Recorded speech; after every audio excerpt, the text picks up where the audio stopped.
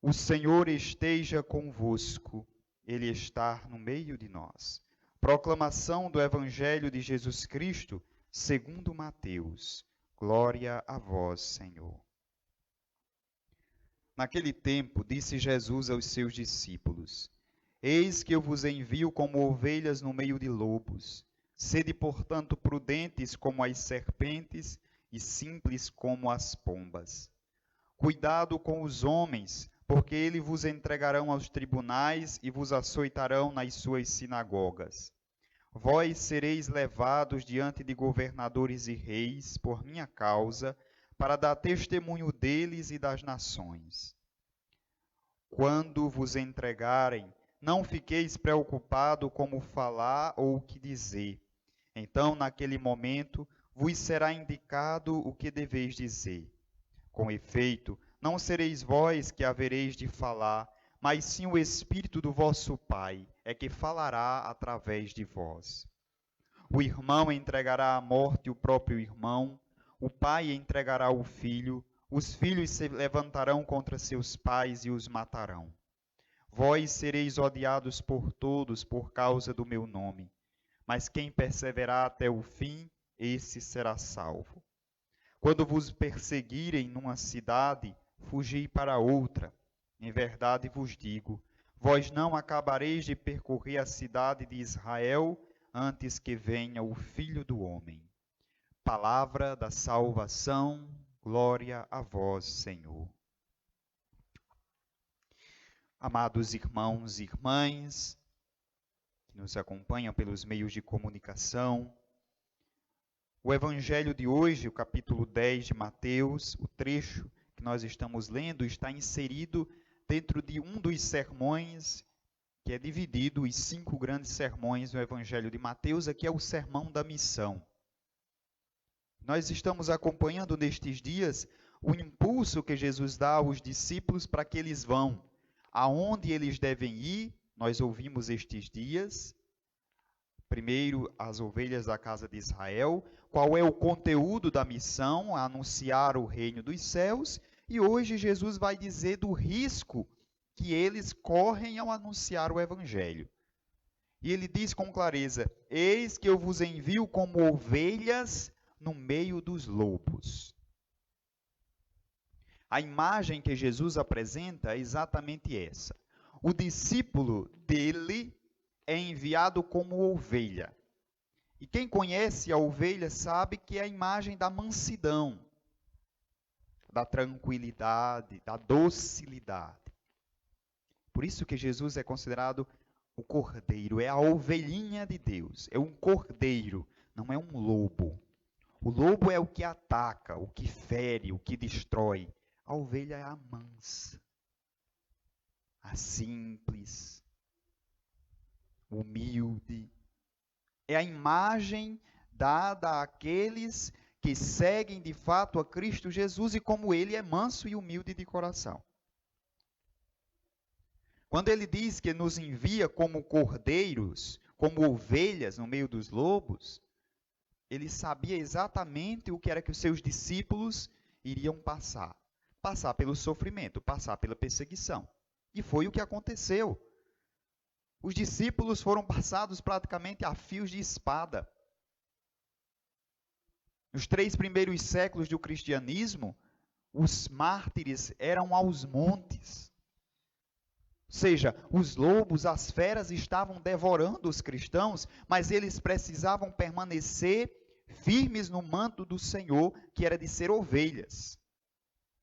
De não ceder à lógica ou às ideologias dos lobos, das feras, de responder o ódio com ódio, a violência com violência.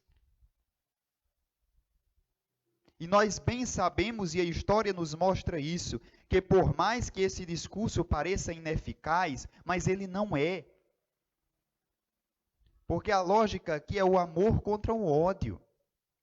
E quando foi que o ódio venceu o amor? Nunca. A paciência dos que amam é a virtude sábia que consegue manter intrépido, que consegue manter firme e fiel o discípulo de Jesus na missão. Senão, nós cedemos à lógica do mundo.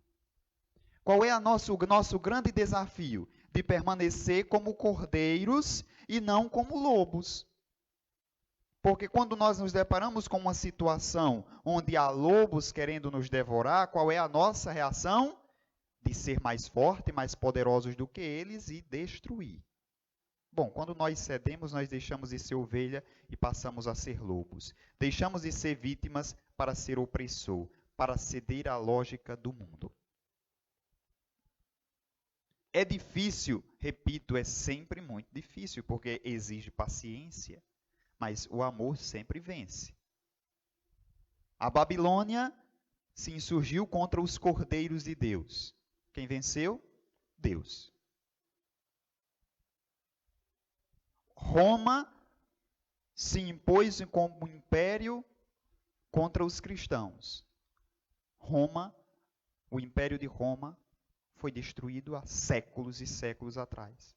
Não sobreviveu, mas os cristãos vivem até hoje. Por quê? Porque eles usavam a arma do ódio e os cristãos a arma do amor. Aprenderam com o Mestre Jesus, com o Cordeiro de Deus, que não se vence nada com violência, com ódio, mas com amor. Mas o que fazer? O Evangelho de hoje diz: não vos preocupeis com o que falar, na hora certa o Espírito falará em vós. Para isso é necessário que estejamos predispostos a isso. Pedir essa sabedoria que vem do alto. E a palavra de Deus, provinda do seu Filho Jesus, que é essa própria palavra que vem até nós, falará em nós de forma acertada. Nós seremos sábios à medida que deixamos a palavra de Deus falar em nós. Para isso nós precisamos ter paciência e não ceder aos impulsos, e não ceder às provocações que muitas vezes vêm até nós, como dizendo: reaja, seja como eu, utilize do ódio, utilize da vingança para reagir. Não é por aí. O amor sempre vencerá. Cuidado a você que talvez utilize do discurso do ódio, do discurso da mentira, do discurso da divisão, da calúnia. Os dias para o seu discurso, os dias para a sua prática estão contados, porque a mentira e o ódio têm prazo de validade curtíssimo, enquanto o amor, o bem e a paz têm validade eterna. Por mais que ela demore a ser instaurada, um dia será. Por isso, o conselho a todos nós, se em algum momento estamos com esse sentimento dentro de cada um de nós, de fazer o mal, de desejar o mal ao outro, de criar calúnias, de ofender, de denegrir a imagem do outro, e quando fazemos isso, fazemos ao próprio Deus, basta o conselho do profeta Oséias de hoje: volta, Israel, para teu Senhor. Volta, Israel, para teu Senhor, porque estavas caído no pecado. E quem se volta para o Senhor, não é dele negado a misericórdia. Voltemos, meus irmãos. Voltemos com as nossas práticas. Ou melhor, voltemos das nossas práticas pecaminosas, das nossas práticas errôneas, sobretudo da nossa prática de querer ver o outro destruído, de querer subir pisando no outro. Esse hoje é um dos maiores pecados na sociedade, no mundo, é de querer subir derrubando o outro, esquecendo que o outro é meu irmão, é meu semelhante, é imagem e semelhança de Deus. Voltem, meus irmãos, voltem para o nosso Senhor, e Ele terá de nós misericórdia.